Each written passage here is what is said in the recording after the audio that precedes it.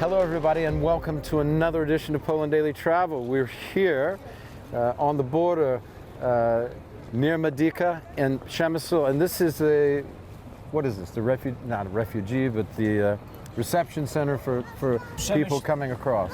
Sure, a place where people can come, and it's also called a transportation center, where people come, stay, eat, spend some time and wait for their transportation. It's either a bus to another country or a bus to a big Polish town or smaller Polish town, or individual drivers and van owners who come individually with their own vehicles, just pick up people and take them wherever they want. Just moving out of the way, there's a bit of traffic here.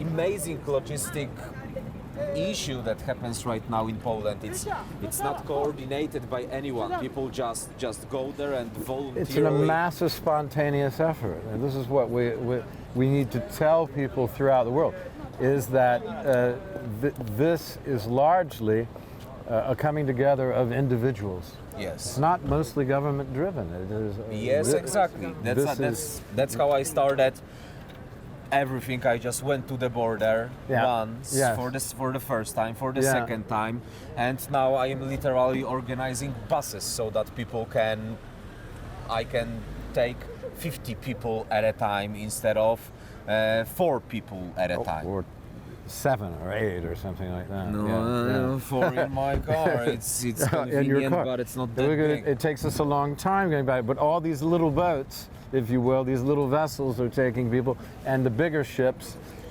help a lot. It's a bring me frigate, baby. It's like we need big coaches, we need buses, and then we need these little boats in the big cities, so to take people to particular places where they need. So that's how it's gotta be sorted. Yeah. So this is the World Central Kitchen. What is that? Was the first international institution that appeared in here. You can see it here.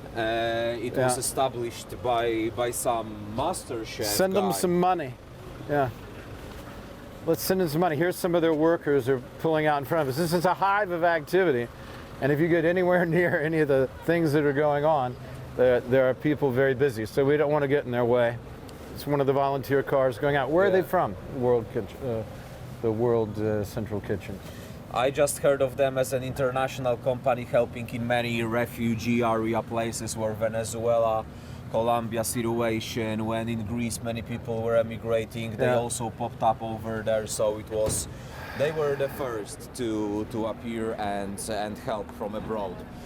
But who's helping the most? Just regular Polish ladies who cook, bring the food, people who bring the food, make it warm, and volunteers who basically do the breakfasts, toasts, sausages. Oh, there's somebody going with some nice French fries, or very good. Fritki, as we call them in Poland.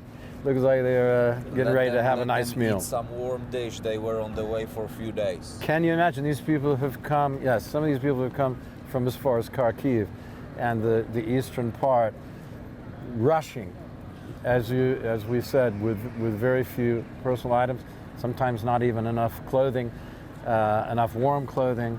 Some of the people fleeing from shelling and from the Russian advance, and coming right the way across Ukraine to this border and to the mini borders. How many borders are they crossing through at the moment? I think there are 7. So starting from the north, it's Dorohusk, then it's Zosin, then Hrebenne, then we have Korczowa and Medyka in here, and then we have Krakowiec, if I'm right. So that should be... I think Krakowiec is with Korczow, but never mind. Krakowiec is Korczowa. Yeah, that's on the other side. But below us, there's another one. At least. I know that there is one more below us. It's Ustrzyki Dolne, right? It's close to. I know that there is the city of Ustrzyki Dolne. It's near there. Korzena. I think there are seven border crossings. So there's 7 crossings, and every one of those is extremely crowded. What do you think? What are people saying about the amount of refugees, reasonably, that might be crossing out of Ukraine, not just to Poland, but in the other areas? I have rarely heard of presumptions in the future. Everyone's just considering the current situation that we are at. And dealing with it as best they can. So the furthest Yeah. people think is tomorrow or the day after tomorrow. And that's it. I know that the general idea is that we are not even halfway there when it comes to people who got to Poland. And there is another thing about Ukrainian patriotic people who they don't want to go deep into Poland or Europe. They want to stay close to the border. So once the conflict ends, they want to come back, reconstruct, contribute to their country that they are fighting for. About 120,000 Ukrainian men returned from abroad to fight for their country.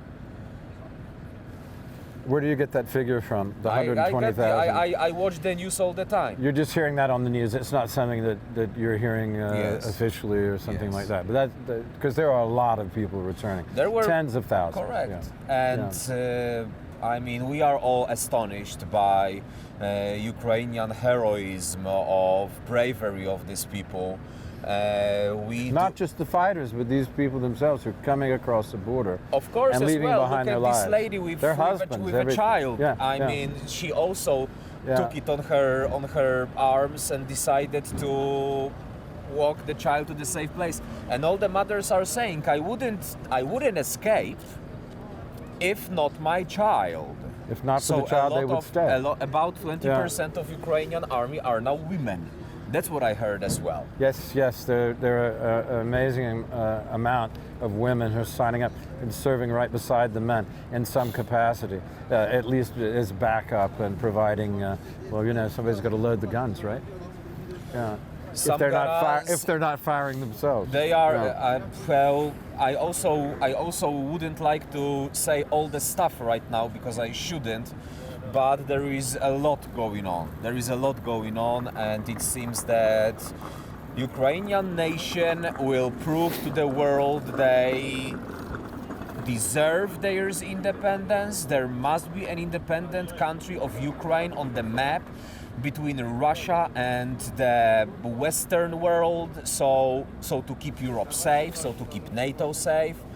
And what happens over there now is history, and everyone should contribute to it as they can, if they can, and that's something amazing that happens. Sorry, sometimes I just have no words.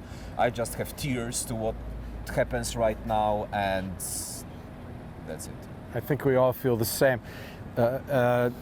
I want to thank Artur Gorniewski. I want to thank you for watching. I want to thank Artur Gorniewski for talking to us now. We'll look at a few other things, but that's all we have for this particular program. I'm Will Richardson with Artur Gorniewski, Arthur in English. I can call you Arthur, can I? Sure. Yeah. All right. And we're here on the border at Przemysl near Medyka, on the border with Ukraine. This is Poland Daily Travel. Thanks for watching.